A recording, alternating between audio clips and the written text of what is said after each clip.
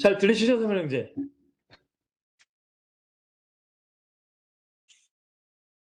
자, 그러면 우리 먼저 하나님의 말씀을 먼저 읽고 우리 말씀을 좀 나누기를 원합니다. 오늘 말씀은 사도행전 19장입니다. 사도행전 19장 우리 8절에서 10절까지 말씀인데요. 제가 읽어드리겠습니다. 바울이 회당에 들어가 석 달 동안 담대히 하나님 나라에 관하여 광론하며 권면하되 어떤 사람들은 마음이 굳어 순종하지 않고 무리 앞에서 이 도를 비방하고는 바울이 그들을 떠나 제자들을 따로 세우고 두란노 서원에서 날마다 강론하니라. 그 해 동안 이같이 하니 아시아에 사는 자는 유대인이나 헬라인이나 다 주의 말씀을 듣더라. 아멘. 자, 오늘 말씀을 가지고 공교롭게도 오늘 우리가 하는 시간이네요. 제자 훈련이라는 제목으로 말씀을 좀 나누려고 합니다. 제자 훈련. 오늘 본문 얘기를 잠깐 하면 바울이 에베소 지역에 이제 전도하러 갔는데요. 그 지역에 그 당시에 여러분들도 잘 아시겠지만 유대인들이 그 로마의 침략과 그 전에 여러 가지 이제 뭐 사건들이 있었어요. 그래가지고 유대인들이 많이 뿔뿔이 흩어졌습니다. 그래서 디아스포라라고 하죠. 그래서 이제 뿔뿔이 흩어져 있는 그 이방 지역에 유대인들이 예배할 수 있는 장소인 회당이라는 걸 만들어놔서 거기서 모여서 이제 율법책도 읽기도 하고 그렇게 해서 이제 유대인들이 이제 모임을 가졌던 어떻게 보면 지금 이제 우리 교회 같은 그런 이제 장소가 회당입니다. 회당. 근데 회당에 바울이 이제 들어가죠. 근데 이 바울이 어떻게 하냐면은 석 달 동안, 세 달 동안 하나님의 나라를 강론합니다. 하나님의 나라가 하나님의 나라가 제가 세 가지를 말씀드렸죠. 가장 먼저는 우리 안에 하나님의 나라가 이루어져야 되고, 또한 이 땅 가운데 하나님의 나라가 이루어져야 되고, 또한 우리가 바라봐야 될 영원한 천국 하나님의 나라를 우리는 소망하며 살아가야 된다고. 근데 여기서 이제 하나님의 나라라는 것은 아마도 천국이지 않을까라는 이제 추측을 해보죠. 어쨌든 이 석 달 동안 회당에서 이제 이스라엘 유대인들을 먼저 가르쳤겠죠. 이방인들이 회당을 안 오니까요. 근데 거기서 유대인들이 이 바울의 이 말씀을 듣고 9절에 보시면은 마음이 굳었다라고 말해요. 이 구약 성경에 보면 여러분들 바로에게 마음이 강팍했다라고 이렇게 성경은 말하거든요. 강팍. 그러니까 이게 너무나 딱딱하게 굳은 거예요. 하나님의 말씀이 들어갈 수 없을 정도로. 그러니까 우리가 인제 불신자들을 보면은 우리가 전도를 하다 보면은 여러 사람을 만나잖아요. 근데 마음이 여린 사람도 있지만 이런 마음이 진짜 딱딱한 굳은 강팍한 사람이 참 많죠. 근데 바울이 전도할 때도 이런 사람이 분명히 있었다는 거예요. 그래서 순종하지 않았어요. 바울의 그 하나님의 말씀에. 그래서 오히려 이 바울을 비방합니다. 비방해요.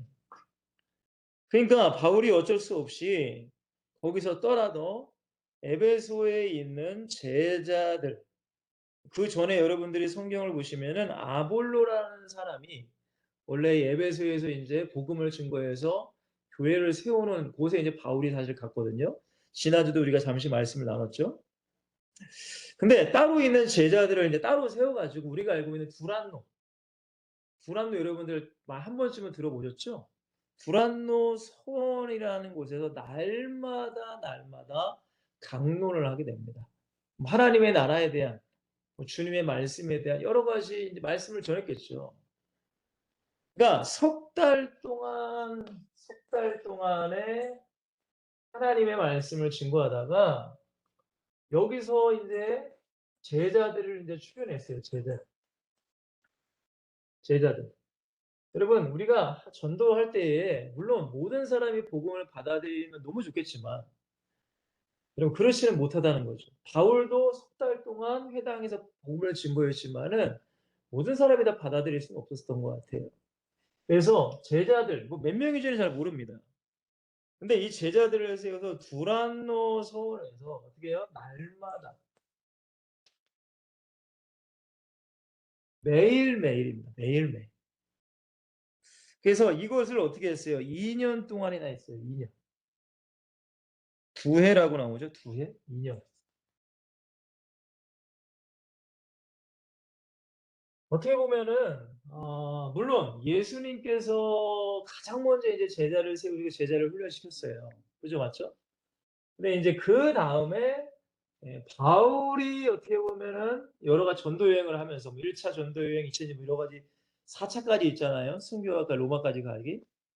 근데 전도를 해 가면서 그냥 단순히 예수님을 믿게 하고 교회를 세우는 것도 물론 중요하지만 이 예수 그리스도의 복음을 진짜로 생명을 가지고 지키고 증거하는 제자를 세운다는 이런 눈이 띄어진 게 아마도 이때가 아닐까라는 생각을 합니다. 그래서 3달 플러스 이제 2년간 제자 훈련을 시키는 거예요. 바울은. 쉽게 말씀드립니다. 그래서 오늘 제목이 제자 훈련입니다. 제자 훈련. 지금 이 엑시설틴도 제자 훈련 시간이 오늘입니다. 오늘. 근데 우리가 이 제자 훈련이라는 것이 사실은 모르겠어요. 물론 이게 성경적인 근원으로 봐서는 예수님이고 이제 바울 사도인데 우리나라의 기독교 역사 속에서 제자 훈련이라는 게 처음 시작하신 분이 제가 알기로는 물론 그전에도 있었는지 모르겠어요. 제가 알기로는 사랑의 교회에 아마 오카나 목사님의 제자 훈련이 굉장히 많이 유명합니다. 잘 아실지 모르겠지만 워낙 유명한 목사님이시니까요. 그러니까 사랑의 교회 제자 훈련이 참 유명해요. 그리고 나서 뭐 여러 가지 뭐 두 날개 시스템도 뭐 저도 한번 들어봤고 여러 가지 이제 뭐 제자 훈련에 대한 시스템이 여러 가지가 있는데 어쨌든 우리 한국 교회의 제자 훈련이라는 붐이 한 90년대, 2000년대에 이제 엄청나게 불었거든요. 그래서 이제 너도 나도 많은 교회가 이제 제자 훈련을 시작했어요.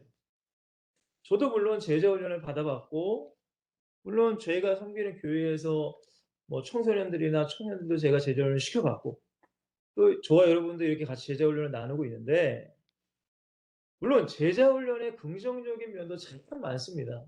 참 많지만 근데 이제 제자 훈련을 통해서 어떤 부정적인 효과도 분명히 있다는 거예요. 그래서 제가 이 강의 안에 가장 먼저는 이 제자 훈련의 문제점을 통하여서 이제 우리는 그러면 안 되니까요. 그죠? 우리도 지금 제자 훈련을 하고 저도 받고 있는 입장이고 여러분도 여러분만 받고 있는 게 저도 제자 훈련을 받고 있는 거예요.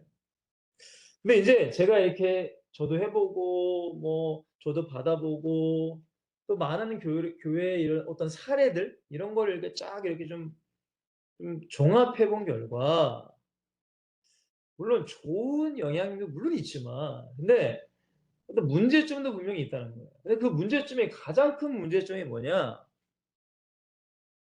지식화입니다. 지식. 어떻게 보면 이게 가장 큰 문제라고 할 수 있어요. 물론 우리가 신앙생활하면서 예배를 드리면서도 가장 문제점이 뭐예요? 지식화가 되는 거예요. 지식. 그러니까 말씀은 듣긴 듣는데 그 말씀이 내 심령을 쿵 하고 때리는 것이 아니라 내 심령 가운데 은혜가 돼서 내가 그거를 받아들이는 것이 아니라 내가 그냥 머리에만 머물러 있는 거예요. 머리에.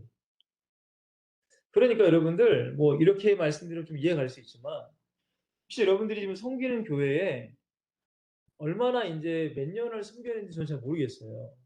근데 물론 다 그런 건 아니지만 여러분 한번 생각해 보시면 여러분들이 인제 교회를 다니면은 물론 뭐 초신자들은 뭐 처음 나왔으니까 뭐 그 교회도 처음이고 그 목사님도 처음일 수 있으니까 모든 것이 새로워요.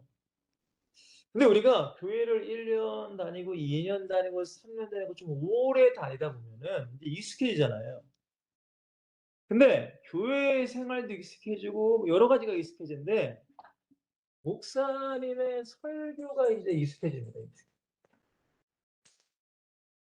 그죠 여러분들? 잘 한번 생각해 보세요. 여러분 목사님의 설교를 1년 듣고 2년 듣고 3년 듣고 이제 시간이 계속 오래 들으면은 어떻게 되는 줄 아세요? 사실 목사님들의 설교가 막 크게 막 달라지지 않아요, 솔직하게 말씀드리면. 목사님들마다 목회 철학이라고 할까요? 하나님께서 그 목사님에게 주신 어떤 하나님의 나라를 세우는 방향성이 사실은 다 달라요. 진짜로 다 달라요. 어떤 분들은 뭐 제자만 세우는 교회가 있고 어떤 분들은 초신자 위주로 목회하는 교회도 있고 또 어떤 분들은 전도, 어떤 분들은 뭐 선교 다 다르단 말이에요. 물론 성경에 있는 내용을 목사님들이 설교를 하시지만 어떻게 보면은 그 목사님의 설교를 한 2 년에서 3년 딱 인제 들어보면 우리가 만약에 주보를 딱 보면은 오늘 할 본문과 제목을 딱 들어보면은 '아 오늘 목사님께서 어떤 설교를 대략적으로 하실 것에 대한 것이 이제 알게 됩니다. 알게 돼요. 그래서 이미 목사님 설교에 이미 목사님이 어떤 건지 다 알아. 그러니까 한 분의 목회자를 통해서 설교를 듣다 보면은 다 비슷비슷해요. 솔직히 얘기하면. 솔직히 얘기하면 다 비슷비슷해요. 저도 인제 뭐 저라고 해서 뭐 설교가 달라지는 건 아니잖아요. 제가 여러분들 지금 오늘 70 강이더라고요. 70강 1년 좀 넘었나요? 근데 사실 제 설교 뭐 달라지는 게 아니에요 여러분들. 다 거기서 거기예요. 근데 쪼금 인제 강조하는 점이 쪼금만 다를 뿐이지. 근데 이제 중요한 게 뭐냐면 이 목사님의 설교 내가 섬기는 교회의 목사님의 설교가 내 심령을 때리는 것이 아니라 내가 진짜 은혜 받는 것이 아니라 예배 시간에 그냥 내 머리에만 지식화가 돼 버리면은 어떻게 될까요? 이 목사님의 설교가 인제 별로 그렇게 은혜가 안 돼요. 그러다 보면 인간은 옛날에는 그냥 이 교회가 다인 줄 알고 인제 다녔지만 지금은 그게 아니잖아요. 솔직히 얘기해서 여러분들 유튜브만 들어가도 목사님들 설교가 어마어마합니다 사실. 진짜 어마어마해요. 그래서 여러 인제 목사님 설교 들어보면은 '아 나에게 맞는 목사님이 분명히 있을 수 있습니다.' 그죠? 근데 참 재밌는 건 뭐냐면 어떻게 보면은 목사님의 그 설교가 문제가 아니라 사실은 내가 문제거든요. 보세요. 아 내가 지금 섬기는 교회 목사님의 설교가 이제는 그냥 적나라하게 얘기하면 질렸다. 은혜가 안 된다. 그래서 다른 목사님 뭐 설교는 유튜브를 봐. 야 이 목사님 되게 은혜가 되네. 야 이렇게도 설교하시네. 근데 여러분들 미안하지만 그 목사님의 설교를 똑같이 2-3 년만 들어보세요. 여러분 그러면은 죄송하지만 또 식상해져요. 왜냐면 그 목사님도 별반 성경을 벗어나거나 여러분 다르지 않단 말이에요. 그러니까 제가 뭘 말씀드리려고 하냐면은 사실 하나님의 말씀은 크게 다르지 않아요. 중요한 건 누구예요? 우리란 말이에요. 나예요, 나. 그러니까 내가 하나님의 말씀을 듣고 여러분들이 섬기는 교회의 목사님 뭐 또 저도 될 수 있고요. 그 목회자가 말하는 그 하나님의 그 주시는 그 메시지를 들으면서 내가 십년 가운데 성령으로 내가 은혜를 받아야지만 그 은혜가 날마다, 날마다 새롭게 된단 말이에요. 뭐 예를 하나 들면 여러분들 우리가 교회에서 많이 찬송가를 많이 합니다. 그죠? 근데 여러분들 이 찬송가라는 곡이 대략적으로 그러면 1800 년도 되게 오래된 곡이에요. 막 1900 년도 사실은 없어요. 1800 년도, 1700 년도. 거의 다 최소한 100 년, 200년 된 찬송가란 말이에요. 근데 거의 100 년, 200 년이 지나기까지 사실은 우리나라의 정서에 안 맞는 어떤 미국이나 어떤 영국이나 그런 유럽 사람들이 즐겨 부르는 그 노래가 우리나라에 와서 지금 우리도 즐겨 부르고 있단 말이에요. 근데 여러분들 보세요. 몇백 년간 사람들이 부르고 사실 저도 똑같은 한 곡을 아마 수백 번, 아니 수천 번 부른 곡도 있어요. 정말로. 근데 그 찬양이라는 것이 왜 내게 은혜가 될까요?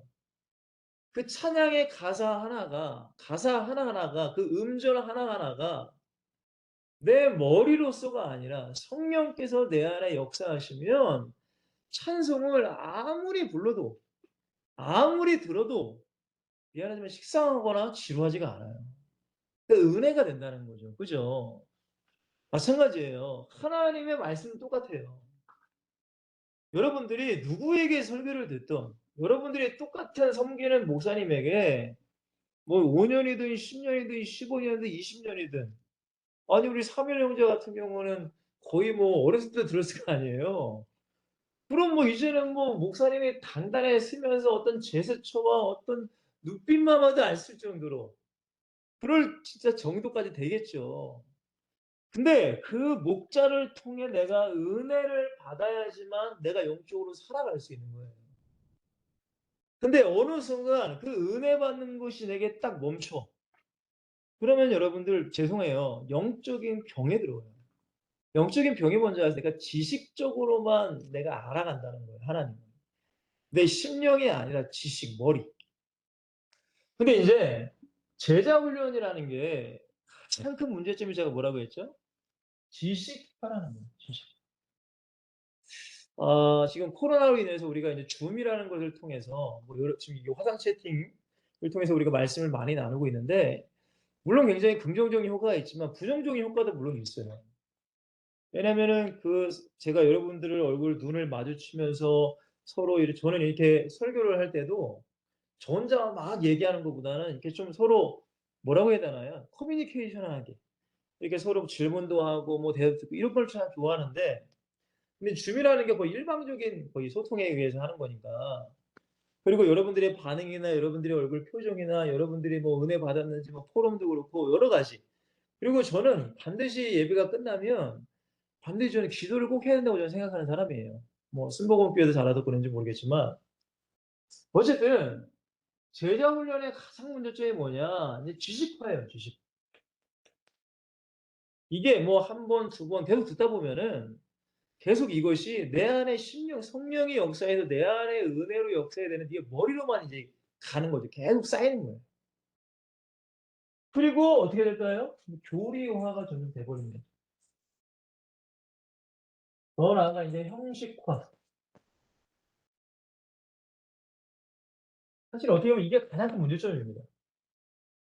지식화라는 것은 내 안에 은혜가 안 되기 때문에 더 나아가 행동까지 안 갈 수밖에 없게 되는 거예요. 그냥 앉아서 뭐라고 해야 되나요? 탁상공론이라고 할 수 있나요? 그냥 책상에서만 그냥 공부하는 거. 저도 이제 신학교를 다녔지만 어떻게 보면 신학교의 가장 문제가 실천적인 것이 많이 안 한다는 거예요. 실천적인. 전도도 여러분 나가서 해 봐야 되잖아요. 그죠? 근데 전도를 책상에서 배워요. 여러분 예수님은 제자들에게 솔직히 얘기해서 이런 강의식으로 제자들을 가르치지 않았단 말이에요. 맞죠, 여러분들? 어떤 책을 주면서 "야 외워." 이렇게 가르치지 않았어요. 그냥 예수님과 제자들은 돌아다니면서 현장 가운데 전도하는 장면, 그죠? 어떤 영혼을 치유하는 그런 걸 보게 하셨단 말이에요. 백문이 불여일견이라고 해서 100번 듣는 것보다 한 번 보는 것이 못하다는 말이 있잖아요. 그죠? 그러니까 이 책상에서 우리가 제자 훈련을 많이 하는 것 때문에 대부분의 많은 분들이, 물론 뭐 대부분이라고 할 수는 없겠지만 많은 분들이 인제 지식에서 멈추는 게 굉장히 많아요. 근데 이게 왜 문제가 되느냐? 여러분 내가 제자 훈련을 1년 했다. 내가 1년 코스를 했다. 그러면은 어쨌든 그 사람은 1년 코스를 한 거예요. 수료했어. 그러면 나 1년 코스 했어. 나 2년 코스 했다니까 나 제자 훈련 3년 한 사람이에요. 그러니까 내 안에서 역사하는 진짜 제자로 내가 변해가는 게 아니라 이게 내가 '난 제자 훈련을 했어.'라는 어떤 교만함이 내 안에 인제 있게 되는 거죠. 무슨 얘기인지 좀 이해되시죠, 여러분들? 근데 이 교만함에 있어서 나는 했는데 너는 안 했네. 그리고 알긴 알아요, 여러분. 왜냐면 제자 훈련 통해서도 여러 가지 듣긴 들었으니까 알긴 알아. 내가 실천을 안 한단 말이에요. 그러니까 알기에는 알기 때문에 많은 사람들 인제 어떤 제자 훈련에 들은 어떤 메시지와 말씀을 가지고 나만의 기준을 만들어서 비판하고 정죄하고 판단하는 지경까지 이르렀단 말이에요. 그게 어떻게 보면은 '제자 훈련의 가장 큰 문제점이지 않는가.'라는 생각을 합니다. 지식화, 교만, 바로 남을 비판하고 판단하는 정죄까지 이르는 사람이 돼 버리는 거예요. 어떻게 보면 그게 가장 문제예요. 여러분 가만히 생각해 보세요. 아니 교회 오면은 각자 교회에 막 제자 훈련 프로그램이 다 있잖아요. 그죠? 그럼 다 제자 훈련을 거쳐요. 근데 그 제자 훈련 속에서 진짜 제자로서 거듭나지 아니하면 이분은 이 상태로 머물러 있어서 그 교회에 남아 있다면 뭐 제자 훈련도 받고 신앙생활을 오래 하니까 직분을 줘요. 집사도 주고 나중에 뭐 장로 뭐 간수집사 권사도 주고. 근데 이 제자 훈련을 통해 내가 은혜 받지 않고 지식에만 머물러 있으면 그 직분자, 중직자를 통해 교회가 힘들어할 때가 굉장히 많단 말이에요. 저는 그런 걸 너무 많이 봤어요. 어쨌든 이 지식화란 말이에요. 자, 두 번째. 자, 제자 훈련을 내가 왜 하는가에 대한 이해가 부족할 때가 참 많아요. 제자 훈련. 제자 훈련을 왜 해야 돼요? 왜? 여러분 뭐 1년 하고서 우리가 뭐 수료증 받으려고 하는 것도 아니고 그죠? 남들에게 자랑하려고 하는 것도 아니고. 그러니까 제자 훈련을 내가 왜 해야 되지? 단순히 제자 훈련 하나님 말씀 받고 오늘 뭐 성경 몇 구절 암송하고 오늘 뭐 성경 말씀 듣고 그게 끝이라고 생각하면 안 돼요, 여러분들. 이 제자 훈련은 여러분들 반드시 삶과 연결이 돼야 돼요. 삶과. 그래야 제자 훈련이 성공하는 거예요. 근데 삶과 연결이 되려면 내가 은혜가 있어야 되는 거예요. 은혜 없이는 삶 속에 연결이 되지가 않죠. 그러니까 제자 훈련을 왜 해야 되고 사실 제자 훈련이 뭔지도 몰라요. 그러니까 여러분들은 이것을 잘 한번 생각해 보세요. 내가 지금 제자 훈련을 우리가 지금 하고 있는데 우리가 제자 훈련을 왜 하고 있지? 그럼 제자 훈련이 뭐예요 도대체? 결국 내가 그리스도의 제자가 되는 게 목표예요, 목표. 목적이란 말이에요. 단순히 내가 어떤 뭐 훈련에 참여하고 내가 말씀을 암송하고 말씀을 듣는 수준에 그치면 안 되고 그냥 어떤 지식을 내가 아는 것에 그치면은 죄송하지만 제자 훈련이 어떻게 보면 실패한 거예요, 그거는.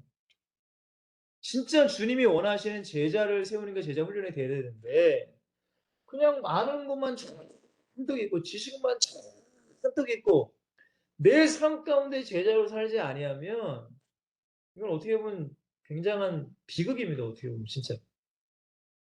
그러니까 여러분들 오늘 이 말씀을 통해서 저도 마찬가지고 여러분도 마찬가지고 내가 제자 훈련을 하는 이유가 뭐고 제자 훈련이 뭔가를 우리는 깊이 생각해야 돼요.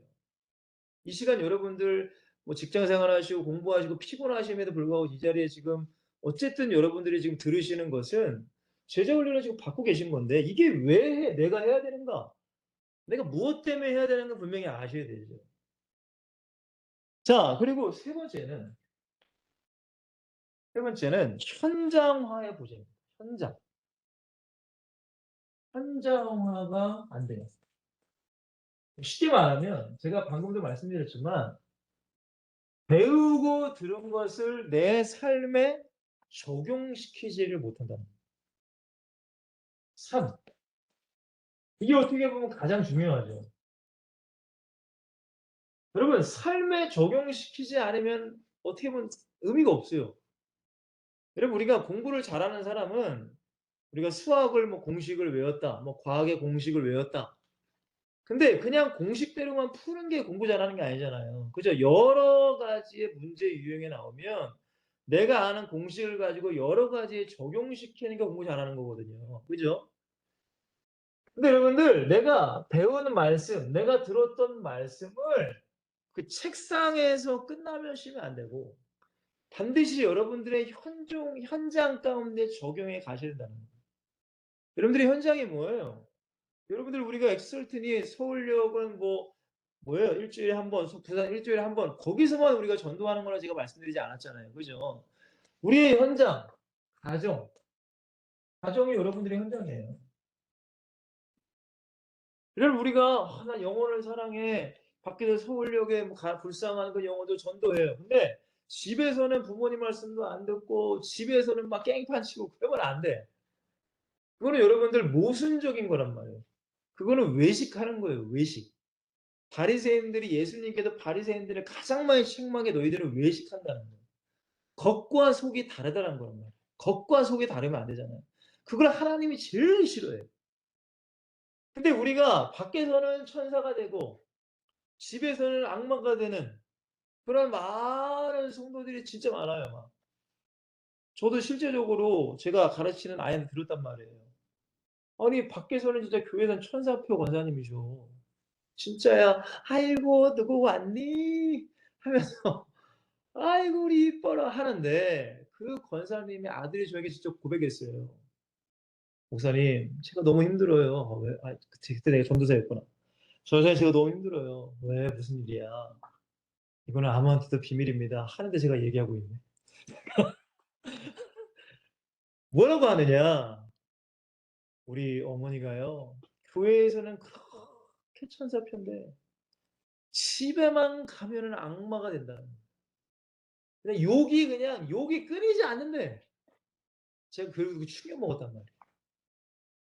여러분 잊지 마세요. 우리가 제자라는 것이 전도한다는 것이 우리가 제자 훈련이라는 것이 남들이 보여지는 앞에서는 막 제자이죠 그리스도 이렇게 이게 아니고 그리고 내가 혼자 있거나 뭐 내가 친한 지인들이 있을 때 내가 뭐 깡패가 되고 뭐 악마 되고 그게 아니에요, 여러분들. 항상 잊지 마세요. 우리가 제자훈련을 통해 들은 말씀은 여러분들이 무슨 서울역에 가서만 그렇게 하라는 게 아니라 주님이 원하시는 진짜 제자는 여러분들의 현장, 여러분들의 삶, 더 쉽게 말하면 여러분들의 가정. 가정이에요, 가정. 가정 너무 중요합니다, 진짜로. 정말 중요해요, 여러분들. 그리고 여러분들이 뭐 직장이라든가 이곳에서 여러분들이 제자로서의 삶을 살아가야 돼요. 근데 문제는 뭐냐? 듣긴 듣는데 현장화가 되지 않는 거예요. 머리로서만 가득 차 있는데 현장에서는 그게 실천이 안 돼. 그게 여러분들 너무나 안타까워요. 그러면서 나는 제자훈련 3년 받았어. 나는 제자훈련 1년 받았어. 어떤 제자훈련에 대한 수료 업적만을 강조하는 사람이 너무 많아. 여러분 그게 무슨 의미가 있습니까 사실. 아무 의미 없어요. 죄송하지만. 자 그러면은 우리가 제자훈련을 하고 있는데 그러면 우리가 누구의 제자예요? 우리의 스승은 누구예요? 쉽게 말하면. 예수 그리스도죠. 예수 그리스도예요. 우리는 누구의 제자가 되는 거예요? 예수 그리스도의 제자가 되는 겁니다. 제가 여러분들에게 지금 말씀을 증거하고 있지만 저의 제자가 아니에요, 여러분들. 여러분들이 섬기는 교회 목사님을 섬기고 있지만 그 목사님의 제자가 아니에요. 물론 뭐 그 목사님의 제자라고도 할 수 있겠지만 더 본질적인 것은 예수 그리스도의 제자란 말이에요. 분명히 이걸 아셔야 돼요, 여러분. 난 누구의 제자인가? 그럼 스승인 예수 그리스도의 제자라면 예수 그리스도를 보고 예수 그리스도가 누군지 알아야 되고 예수 그리스도가 어떤 일을 하시는지 알아야 되고 예수님의 삶이 어떤 삶인지 알아야 되고 알기만 하면 끝인가요? 아니죠. 그 스승이 갔던 그 길을 나도 따라가는 게 진짜 제자죠. 그쵸 여러분들? 그러니까 교회 다니는 게 여러분들 제자가 아니에요. 제자 훈련 받았다고 제자가 사실은 아니란 말이에요. 제가 그게 너무나 안타깝죠. 그러니까 대부분의 교회는 제자훈련 1년 코스 딱 끝나면은 그 사람이 제자훈련의 삶을 사는지 안 사는지를 모르지만 그냥 제자훈련 끝났다고 인정을 해 주잖아요. 솔직히 얘기해서. 그죠? 근데 뭐 안 그럴 수도 없고 누구는 뭐 제자훈련 끝나는데 이 사람은 탈락이고 이 사람도 참 또 어렵죠, 그게. 근데 저와 여러분들은 정확히 아셔야 된다는 거예요. 우리는 누구의 제자예요? 예수 그리스도의 제자죠. 그러면 최소한 스승인 예수 그리스도가 누구신가를 우리가 철저히 알아야 될 거 아니에요. 누구신가?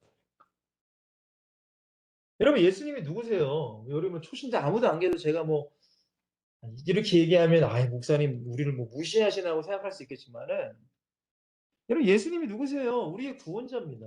메시아예요. 그리스도예요. 그죠?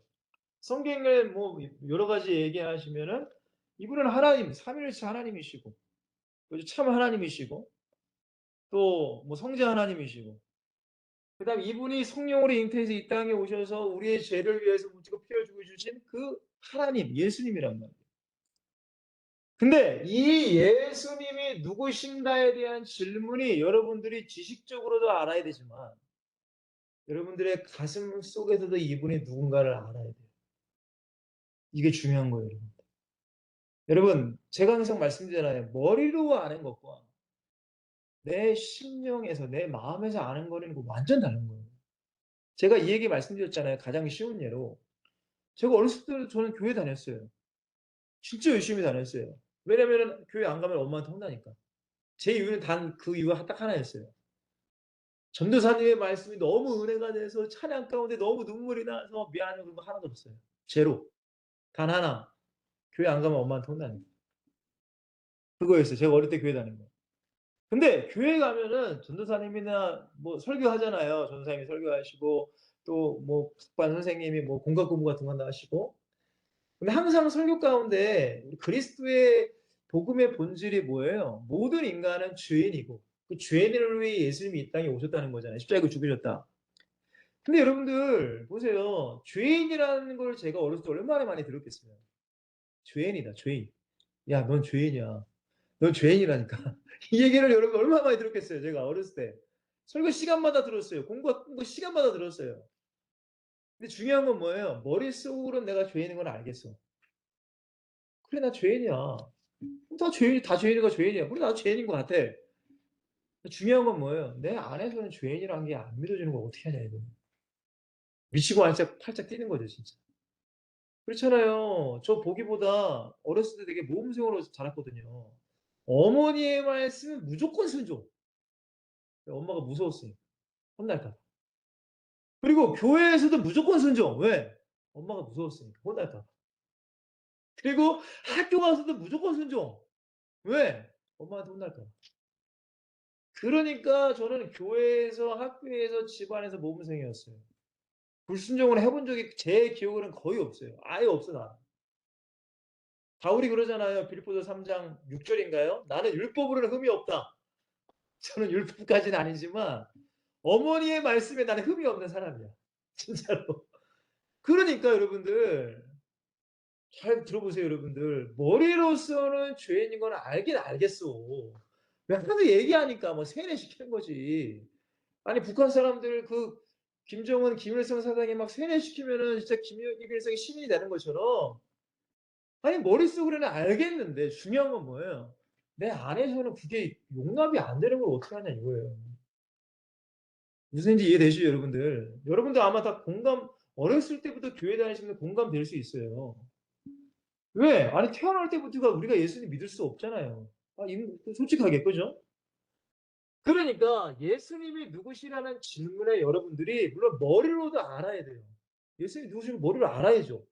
배우긴 해야죠. 근데 예수님을 여러분들이 성령으로 말미암아 예수님이 누구신가를 알아가셔야 됩니다. 참 이게 신비한 일입니다. 어떻게 보면. 신비한 거죠. 그냥 여러분들 물론 성경에 예수님. 예수님에 대한 말씀 많잖아요. 근데 여러분들 이것이 지식화가 돼 버리면 안 된다는 거예요. 이 성경에 있는 예수 그리스도가 내 안에 역사하셔야 돼요. 어떤 신학교의 졸업생들의 어떤 문구가 갑자기 기억이 안 나네. 성경 안에 계신 예수 그리스도를 나오게 하라. 어떤 이런 내용의 문구였어요. 그러니까 신학생들 졸업 이제 다 사역을 하러 나가는 그 신학생들 졸업생들에게 문구가 우리가 성경 안에는 예수 그리스도 하나님 알아요. 근데 우리의 삶의 현장 가운데 그 예수 그리스도가 나와 함께 동행하는 그분을 내가 알고 그분을 내가 믿고 그분과 함께 살아가는 삶 그 예수 그리스도가 누구신지 알아가야 된다는 거예요. 이해가 되시죠, 여러분들? 그러니까 절대 머리로서 아는 것과 내 안에서 아는 것은 이거는 죄송하지만 천지 차이예요, 천지 차이. 머리로서만 알면은 예수 그리스도의 제자가 될 수가 없어요, 죄송하지만. 솔직하게 말해서 될 수가 없어요. 자, 예수 그리스도가 누구신가 알아가야 돼요. 그죠, 여러분들? 자, 그 다음에 두 번째. 그럼 이 예수 그리스도가 왜 중요해요, 대체? 이 땅에서 뭘 하셨길래 중요하냐, 이거예요. 딱 하나. 여러분들, 예수님이 이 땅에서 하신, 물론 여러 가지가 있어요. 근데 가장 중요한 거 두 가지입니다. 가장 중요한 거. 예수님이 병도 치유하시고, 뭐예요? 뭐 하여튼 말씀도 주시고, 여러 가지 하셨어요. 근데 가장 중요한 거. 모든 인간을 위해 십자가에 달려 죽으셨다는 사실. 이 십자가를 아셔야 돼요. 그리고 예수님께서 하신 일 중에 가장 두 번째 가장 큰 일은 제자를 남겨두고 가셨다. 예수님이 하신 일이에요, 이게. 십자가는 온 인류를 위해 제자를 남기셨는데 몇 명 남겼어요? 12명을 부르셨는데 그것도 한 명은 탈락했어요. 가룟유다 탈락했어요. 그 이후에 사도행전 1장에 마띠아가 이제 들어가는데 어쨌든 십자가에서 우리를 위해 몸짓고 피 흘려 죽으셨어요. 그 근본적인 목적이 뭐예요? 우리를 구원하시기 위해서. 구원이라는 거예요. 이 일을 이 땅에서 하셨어요. 그러면 우리의 스승인 예수님, 우리의 구세주인 예수님이 이 일을 하셨으면 우리가 진짜 제자라면 예수님이 이 일을 위해 영혼구원을 위해 복음을 증거하기를 위해 제자를 남기신 것처럼 우리가 제자라면 예수님의 이 십자가를 내가 알고 믿어야 되고 내 안에 있어야 돼요. 충만해야 돼, 이 십자가가 진짜로. 그리고 이 십자가의 복음을 우리가 증거하는 제자가 우리도 돼야 된다는 거죠. 그게 제자예요, 여러분들. 다른 게 제자가 아니에요, 여러분들. 자, 그래서 세 번째 우리가 질문이 뭐예요? 진짜 이 예수 그리스도를 내가 뭐 하는가? 믿는가? 아니, 예수 그리스도를 안 믿으면 제자가 될 수 없죠. 자, 여러분들 믿음이라는 거 제가 물론 제자일 때 여러 가지 말씀드렸지만 로마서 10장 9절 10절에 뭐라고요? 내 마음으로 일단 믿어야 된다. 그죠? 내 마음 안에 예수 그리스도의 십자가의 죽음과 부활하심이 믿어져야 돼. 그다음에 뭐 해야 돼요? 고백이 나와야 돼. 우리가 누군가를 좋아하거나 사랑하면 반드시 고백하죠. 그죠? 나는 좋아해, 나는 사랑해. 반드시 예수님이나 고백이 나와야 돼. 그래서 바울은 로마서 10장 9절 10절을 통해서 제가 항상 말씀드리는 거예요. 로마서에 쓰인 이 마음과 고백은 생명을 걸고 고백하라 라는 의미라고 했어요. 그죠? 왜죠? 그 로마서를 기록한 당시에 로마에 있는 교인들이 많이 핍박받았어요. 그죠, 여러분들? 근데 어떻게 핍박받아요? 야, 너 예수 믿는다고 하면은 이제 순교당하는 거예요. 그러니까 그 당시에 고백은 생사를 걸고 내가 고백해야 돼. 지금은 솔직하게 말씀드리면 우리가 생사 걸고 솔직히 고백은 안 하잖아요. 그죠? 근데 정말로 예수를 믿는다면 마음으로 일단 믿어줘야 돼. 이 믿음은 제가 여러분들에게 아무개 형제님, 예수님 믿는 거예요. 의심하지 마세요. 예수님 믿어요. 이래서 내가 믿는 것이 아니라 내 안에 진짜 예수님이 믿어지면 내 안에 부정할 수 없는 내 마음에 믿어지는 역사가 내게 있단 말이에요. 그러니까 내가 예수 믿으면 나는 안단 말이에요. 절대 우리 그러신 분 계시잖아요. 내가 예수님 믿는지 안 믿는지 솔직히 잘 모르겠어요. 이런 분들은 이제 깊이 생각해야 돼요. 고린도서 13장 5절에 보시면 그 답이 있습니다. 그 답. 고린도서 13장 5. 제가 몇 번 말씀드렸지만 그러니까 나는 진짜 믿어지는 거예요. 진짜 예수님 믿으면. 그죠? 그리고 고백이 나와야 돼. 근데 여기에서만 끝나면 안 돼. 우리가 알고 있는 바울의 이신칭의, 그죠? 내 마음으로 믿어 입으로 시인하면 믿음으로 말미암아 구원받는다. 근데 이게 중심이 많을 때가 많아요. 근데 사도 야고보를 통해서 야고보서 2장 26절에 보면은 행함이 없는 믿음은 뭐래요? 죽은 믿음이다라고 말하죠. 결국에는 성경에서 말하는 믿음은 뭐예요? 마음과 고백과 뭐까지? 행함까지가 돼야 하나님이 원하시는 온전한 믿음이 돼요. 이걸 꼭 기억하셔야 됩니다. 자, 그리고 네 번째, 우리가 예수 그리스도의 제자가 뭔가를 우리가 나누는 거예요. 그렇다면은 우리가 예수님이 누구시고 예수님이 이 땅에서 무엇을 하셨고 내가 진짜 예수 그리스도를 믿는다면 우리가 제 제자라면은 4번에 대한 질문에 우리가 뭐라고 대답해야 돼요? 예수 그리스도께서 가신 길을 나도 따라가고 있는 거. 여러분, 따라가고 있는 거. 여러분, 이 질문에 대한 여러분들의 답은 어떤 답입니까?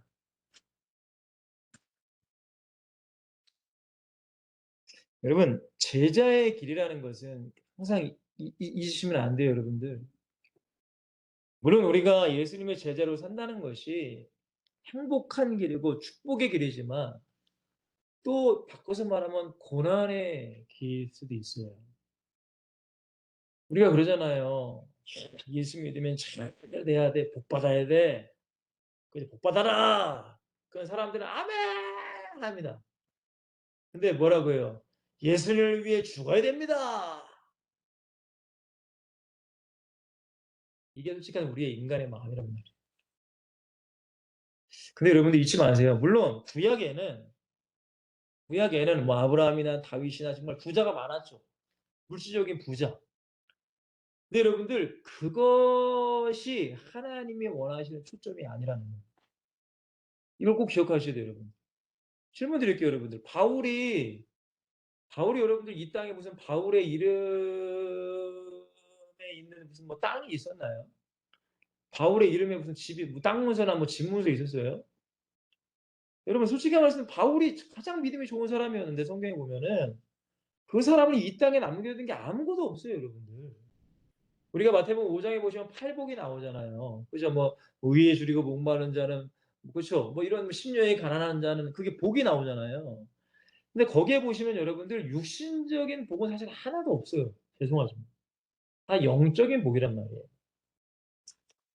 자 보세요. 이 예수 그리스도가 나의 스승이시고 내가 제자라면은 우리도 똑같이 예수님이 가신 그 길을 걸어가야 돼요.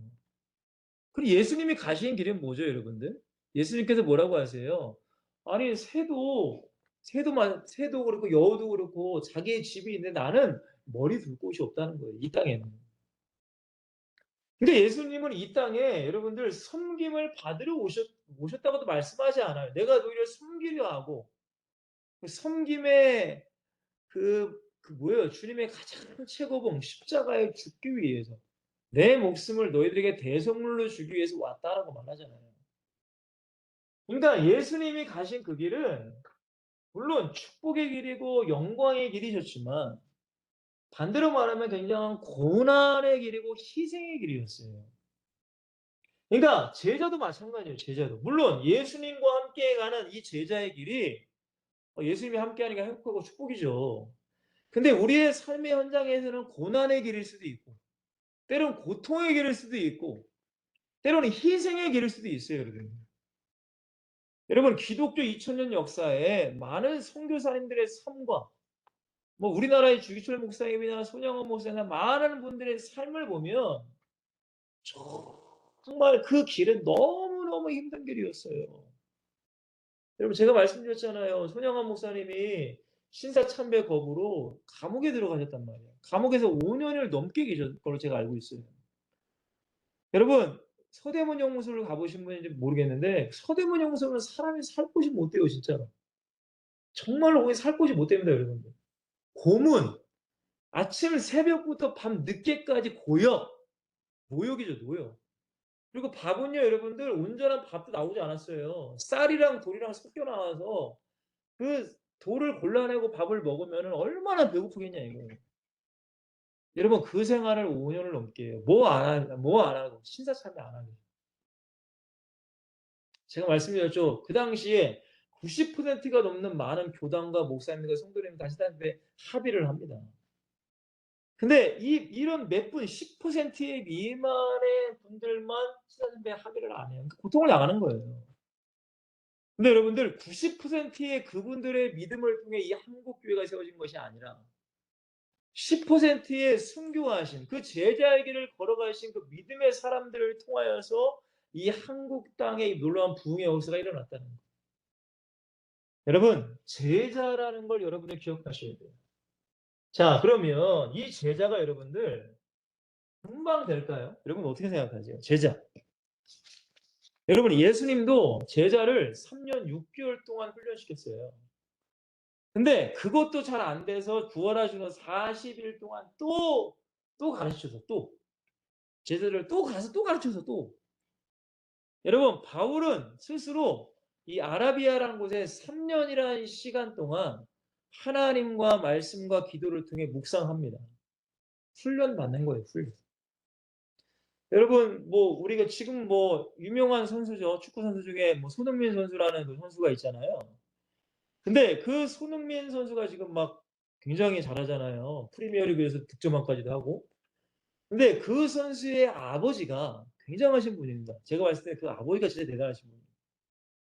그분이 그 손흥민 선수가 어렸을 때부터 훈련을 시키는데 가장 기본적인 거, 가장 기본기만 7년을 훈련시켰대요. 7년. 훈련 7년. 여러분, 제자 훈련도 마찬가지예요. 우리가 제자로서 훈련받는다는 것은 가장 중요한 건 기본기예요. 기본. 기본입니다. 기본. 제자로서의 기본을 내가 닦아가는 것. 그게 너무 중요해요, 여러분. 그 다음에 뭐가 중요한지 아세요? 반복이에요. 반복.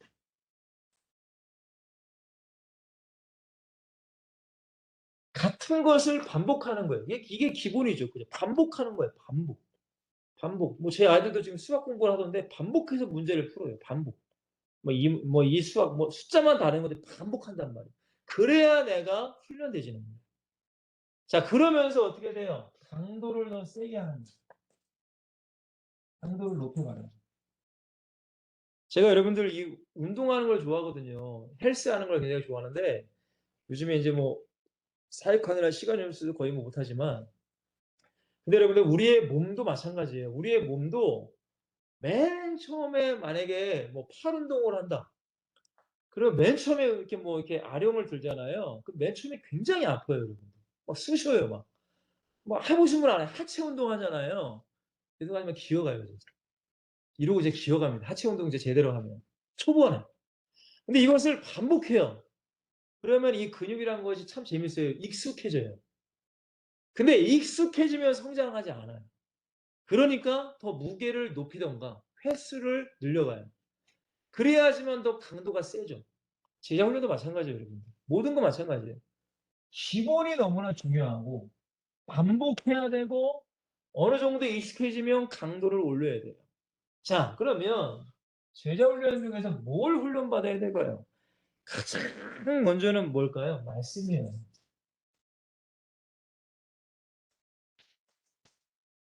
여러분들이 예수님이 제자인데 예수님의 말씀을 모른다. 그건 여러분들 말이 안 되죠. 그렇잖아요, 여러분들. 예수님의 제자인데 예수님이 하신 말씀을 내가 몰라. 즉 성경을 몰라. 그러면 여러분들 무슨 제자입니까? 그죠, 여러분들? 그렇기 때문에 여러분들이 개인적으로 성경도 읽으셔야 돼요. 뭐 교회에서 섬기는 교회 목사님의 예배 속에서 말씀도 들어야 돼요. 그죠, 여러분들? 그리고 중요한 게 뭐예요? 이 말씀을 들었으면 삶에 뭐 해야 돼요? 적용을 시키려고 하셔야 되죠. 이게 여러분들이 제자 훈련의 과정이 되셔야 돼요.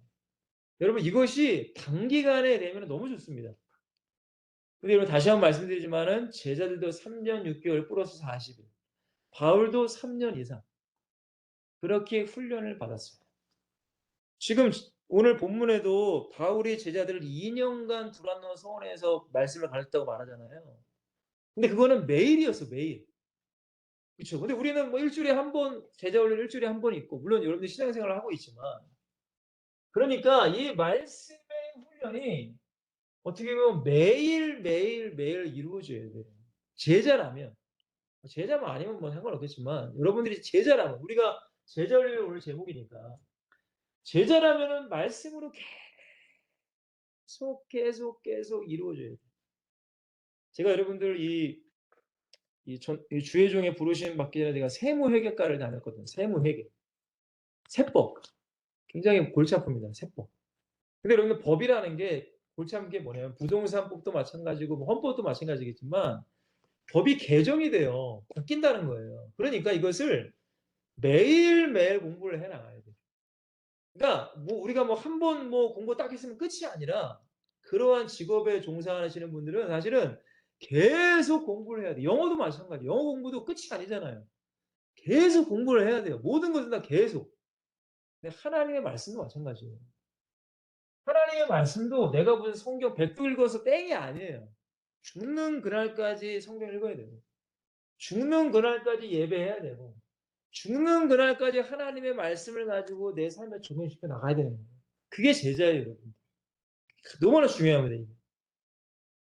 자, 두 번째는 무슨 훈련이 돼야 돼요? 기도예요. 여러분, 기도도 훈련이 필요합니다. 갑자기 기도가 잘 되고 갑자기 무슨 기도의 양이 많아고 절대 그렇지 않습니다. 저도 여러분들 맨 처음에 기도 생활을 시작할 때 제가 말씀드렸죠. 21살 때인가 시작했어요. 10분부터 제 집에 골방에서 10분부터 제가 기도 생활을 시작했단 말이에요. 10분. 근데 중요한 게 뭐예요? 기도도 날마다 훈련이 돼야 돼요. 그냥 일주일에 한 번 몰아서 막 뭐 30분 딱 하고 나머지 그게 아니에요, 여러분. 그거는 기도 생활이 아닌데 죄송하지만. 기도 생활도 여러분들이 날마다 개인 기도가 돼야 되고 그다음에 여러분들이 시간을 정해 놓고 기도를 계속 쌓으셔야 돼요. 여러분 기도 훈련이 돼야 돼요. 근육이라는 것도 맨 처음에는 없다가 계속 운동을 하면 계속 근육이 붙듯이 기도도 마찬가지예요, 여러분들. 하면 할수록 기도에 대한 은혜가 더 커져요. 여러분 이것을 여러분들이 경험해 나가셔야 돼요. 제자라면. 뭐 제자가 아니면 그렇게 뭐 신앙생활 하다가 뭐 그냥 되지만 여러분 진짜 여러분 제자의 축복을 누리길 원해서는 이런 훈련들이 필요하단 말이에요. 훈련. 아니 여러분들 바울이 두란노 서원에서 제자들에게 뭘 가르쳤을 것 같아요? 여러분 잘 생각해 보세요. 그때 하나님의 말씀, 예수의 말씀, 기도 훈련 엄청나게 시켰을 거 아닙니까? 그죠? 바울이 얼마나 기도의 사람이었는데요. 기도 훈련.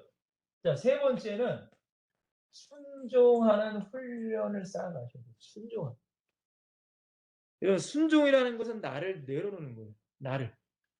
내 생각과 내 뜻을 내려놔. 여러분 이게 너무 중요해요. 나를 내려놓는 게 이것도 훈련이 필요해요, 여러분. 나를 내려놓는 거 자꾸 해야 돼. 근데 여러분들 이 순종이라는 것은 말씀과 기도를 통해 주님이 말씀하시는 것을 내가 순종해 가는 것. 성령의 감화 감동이 있어야 되겠죠.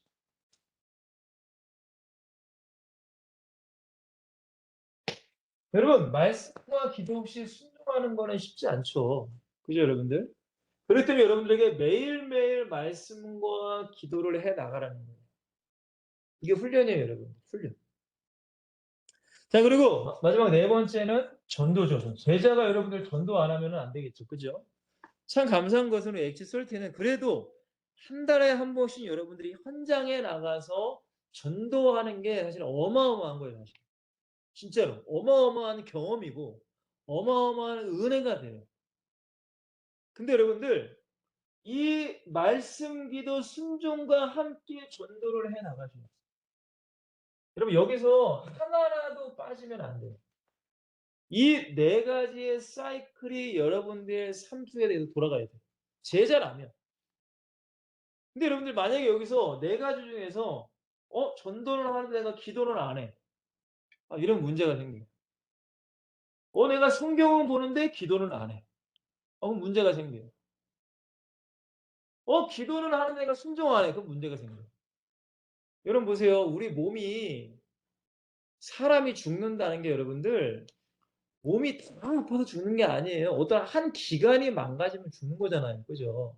아니 위가 암이 생기면 죽는 거예요. 손 다 멀쩡하고 다 멀쩡해도 위에 암이 생기면 죽어. 무슨 말인지 이해가 되시나요? 우리가 이 네 가지가 너무나 기본적이고 너무나 중요한 건데 여기서 하나라도 내가 뭐라고 말할까요? 좀 쉬거나 좀 어떻게 좀 내려놓는다면 그 하나 때문에 다른 것까지 문제가 생겨요. 그러니까 여러분들 이 네 가지의 사이클을 여러분들의 삶 가운데 균형 있게 여러분들이 해 나가셔야 돼요. 혹시라도 여러분 중에 그러실 수 있어요. 목사님 이거 네 가지 하려면 얼마나 바쁜지 아십니까? 여러분 그러니까 그리스도인은 부지런해야 돼요. 죄송하지만 그럴 수밖에 없어요, 여러분들. 그리스도인은 그렇게 살아야 돼요. 그게 그리스도인입니다. 자, 오늘 말씀 정리하면 시간이 많이 갔네. 결국은 우리가 제자 훈련을 통하여서 1번처럼 되면 절대 안 되고 제자 훈련을 통하여서 나에게 일어나야 할 결과물이 나와야 돼요. 제자 훈련의 결과. 이게 가장 먼저 아세요? 우리 사도행전 11장 26절에 보면 안디옥 교회 성도들이 그 안디옥에서 복음을 증거하는데 많은 안디옥의 이방인들이 안디옥 교회 성도들에게 그리스도인이다라고 했대요. 그게 처음으로 그리스도인이라고 불린 사건이에요.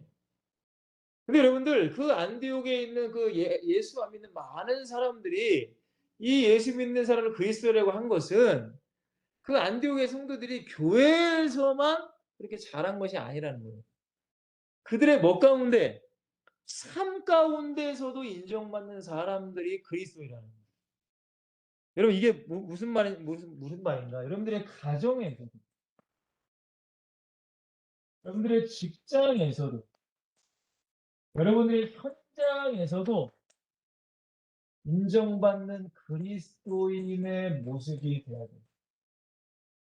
이게 진짜 제자입니다, 여러분. 제자 훈련 실컷 하고 집에서는 부모님 말씀에 불순종이나고 하고 말이야. 직장에서는 말이야. 문제나 일으키고 말이야. 그러면 무슨 그게 제자 훈련의 결과입니까, 그게. 그렇잖아요, 여러분들. 하나하나 똑같으면 의미가 없죠. 자, 두 번째입니다. 우리가 제자 훈련 받고 나서 결과, 우리의 삶, 달라지는 삶, 환란을 우리가 이기고 사셔야 돼요. 환란, 환란. 여러분, 솔직히 얘기해서 저 세상 사람들은 마귀의 자녀이기 때문에 그냥 뭐 그렇게 살아가. 근데 진짜 예수 믿는 사람들에게는 마귀의 유혹이 더 강하단 말이에요. 뭐 내게 문제가 올 수도 있고 여러 가지 환경에 어려움이 올 수도 있고. 근데 진짜 제자는 우리가 어떻게 해야 돼요? 이 환란을 이겨나가야 돼요. 왜 그래요? 예수님도 그 십자가란 문제를 뛰어넘으셨거든요. 이 세상에서 가장 고통스러운 십자가를 예수님도 뛰어넘으셨어. 그럼 제자인 우리도 뛰어넘어야 돼요. 환란을 이겨야 돼요. 제자라면 교회 안에서도 마찬가지예요. 세상에서도 마찬가지예요. 사람과의 문제도 마찬가지예요. 여러분 예수님 잘 믿는다고 제자라고 해서 문제가 하나도 없다. 그건 새빨간 거짓말이죠, 여러분. 오히려 예수님을 잘 믿으면 잘 믿을수록 문제가 더 많이 와. 왜? 마귀는 그 사람 꼬꾸라뜨리면은 많은 사람들에게 안 좋은 영향을 끼칠 걸 알기 때문에. 여러분 보세요. 아니 이왕이면은 목사님을 꺾어야 성도들이 무너지지. 초신자 한 명 꺾는다고 무슨 뭐 교회가 무너지나? 맞죠, 여러분들? 그러니까 여러분들이 어떤 문제와 환란이 올지라도 여러분들 승리하는 제자가 되셔야 돼요. 꼭 승리하세요, 신앙생활. 정말 승리하세요, 여러분들. 여러분들 개인적인 신앙생활을 승리하세요. 부탁드릴게요. 나도 혼자 내가 신앙생활 제대로 못하는데 아니 어떻게 다른 사람의 영혼을 구원할 수가 있겠어요. 그죠, 여러분들? 말도 안 되는 거예요, 솔직하게 말씀드리면. 자, 세 번째. 주님의 제자라면 물론 고난과 환난에 물론 올 수 있지만 그 삶 가운데 기쁨과 성령이 충만한 삶이 돼야 된다. 제가 지금 성경 말씀 다 찾지는 못하지만 그에 대한 성경 구절을 내가 다 올려놨어요. 여러분들이 시간 되시면 꼭 보시고요. 제자들에게는 항상 기쁨이 넘쳤고 성령이 충만했다. 여러분 그러면 어떻게 해야 돼요? 여러분 우리 안에 진짜 예수 그리스도와 함께 계신 기쁨이 넘치면은 얼굴부터 달라져야 돼요. 얼굴. 여러분 찬양 중에 이런 찬양이죠. 찬양이 언제나 넘치면 은혜로 얼굴이 환해요. 환해요. 그쵸? 여러분 얼굴이 가장 먼저 변하게 되어 있습니다. 제자의 삶이 바로 그래야 돼요, 여러분. 맨날 얼굴 찡그리고 그냥 그 얼굴에 무슨 가진 고난과 역경의 모습이 막 쌓여 있으면 예수 믿으세요 하면 누가 믿겠습니까, 여러분? 그렇잖아요, 여러분. 가장 먼저는 내 안의 기쁨. 그냥 세상적인 것이 아니에요. 주님이 나와 함께 하시는 기쁨. 그 은혜 속에 우리는 살아가야 된다는 거예요. 마지막 네 번째입니다. 어떤 일이 있어도 여러분 제자 훈련의 가장 결정적인 것 어떤 일이 있어도 주님의 말씀에는 무조건 뭐하는 순종하는 삶. 더 나아가 여러분들 보여지는 여러분들의 섬기는 교회의 목사님에게 무조건 순종하는 제자. 여러분 제자가 순종 안 하면은 죄송하지만 제자가 아니죠. 그죠 여러분들? 제자인데 순종을 안 해. 스승님의 말씀 순종 안 해. 그 무슨 제자입니까 여러분? 따로 새로운 거 따로 차려야지. 그래. 자 오늘 말씀 마무리할게요. 오늘 제목은 여러분들 제자 훈련이에요. 제자 훈련. 그래서 제가 여러분도 제자 훈련을 계속적으로 받아보신 분도 계시고 혹시라도 뭐 선생님들이나 계시면 제자 훈련을 시키신 분도 물론 계실 수 있어요. 근데 여러분들이 경험하셨겠지만 제자 훈련의 가장 큰 문제점 지식화라는 거. 삶에 적용이 안 되고 지식화, 현장화가 안 되는 거.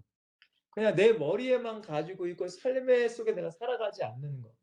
그게 가장 문제예요. 더 나아가 그것이 나의 교만이 되고 다른 사람을 비판하고 정죄하는 나의 수단이 되는 것들. 제가 보니까 그러더라고요.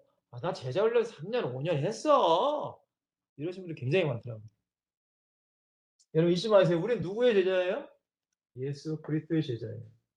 그 예수님이 누구시고 무엇을 하셨고 그 예수님을 내가 믿어야 되겠죠. 그리고 예수님이 가시면 우리도 따라가는 거예요.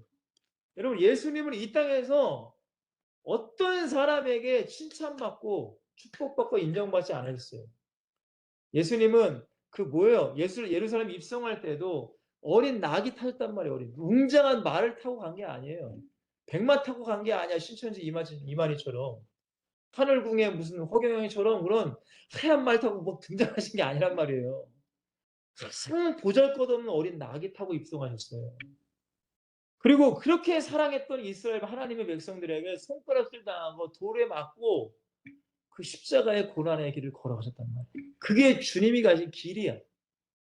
그리고 우리를 제자로 만드신 것은 그 길을 걸어갈 수 있게 우리를 그렇게 만드신 거예요. 왜? 누군가는 희생해야 많은 영혼을 구원하니까. 하나의 밀이 땅에 떨어져 썩어 죽어져야 많은 열매를 맺힌다고 한단 말이에요. 여러분 내가 죽지 않으면 열매 맺을 수 없어요. 그게 제자예요. 여러분. 제자는 죽는 거예요. 여러분. 제자가 무슨 뭐 영광 받고 말이야 박수 받고 야 여러분 제자가 될 수가 없어요. 여러분. 제자 훈련의 생각을 바꾸셔야 돼요. 여러분. 제자 훈련이 무엇인가? 이걸 여러분이 바꾸셔야 된단 말이에요. 내가 죽어줘야 되고 내가 희생하는 거예요. 여러분. 제자는.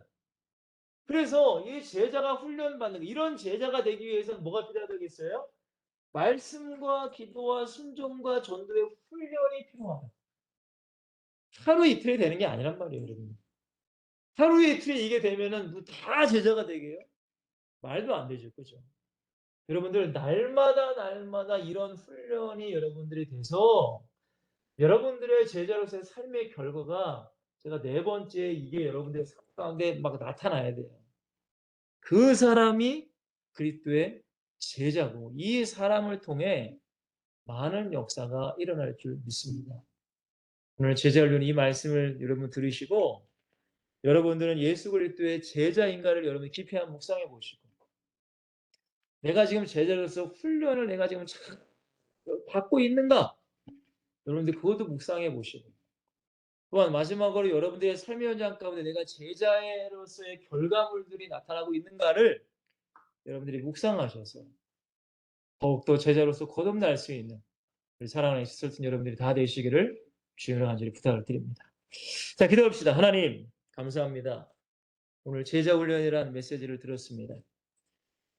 하나님 정말로 이 제자훈련을 통하여서 엑시솔턴이란 이 공동체를 통하여서 저도 우리 모든 회원분들도 다 진정한 주님이 원하시는 제자가 되기를 간절히 기도합니다. 사도 바울처럼 예수님의 12 제자처럼 또한 기독교 2000년의 수많은 믿음의 제자들처럼 우리도 그 길을 걸어가고 따라갈 수 있는 우리 제자가 되게 하시고, 정말 한 알의 밀알이 떨어져 땅에 떨어져 죽을 때에 많은 열매를 맺힌다는 것처럼 하나님 내가 죽어주고 희생함으로 우리 가정이 살아나게 하시고 우리 교회가 살아나게 하시고 우리 엑시솔튼이 살아나기를 원하며 이 나라 민족과 전 세계 열방이 살아날 수 있도록 우리와 함께하여 주시옵소서. 우리 모든 공동체 한 분 한 분에게 성령의 충만함과 능력을 더하시며 무엇보다 말마다 말씀과 기도, 순종과 전도의 훈련이 날마다 이루어짐으로 주님께 인정받는 제자의 축복을 누릴 수 있도록 함께하여 주시옵소서. 멕시코에 있는 우리 수연자매에게도 성령의 충만함과 능력을 더하시고 그곳에 많은 그리스도의 현장마다 하나님의 능력이 나타나서 많은 영혼에게 복음이 증거되고 우리 엑시슬튼이 이 합심하여 하나 되어 중보하는 이 기도가 하나님의 상달됨으로 우리 모두 다 이 중보의 축복을 누릴 수 있도록 역사하여 주시옵소서. 주님 감사합니다. 다음 주까지 만날 때까지 함께할 줄 믿사하며 예수 그리스도의 이름으로 간절히 기도하옵나이다. 아멘.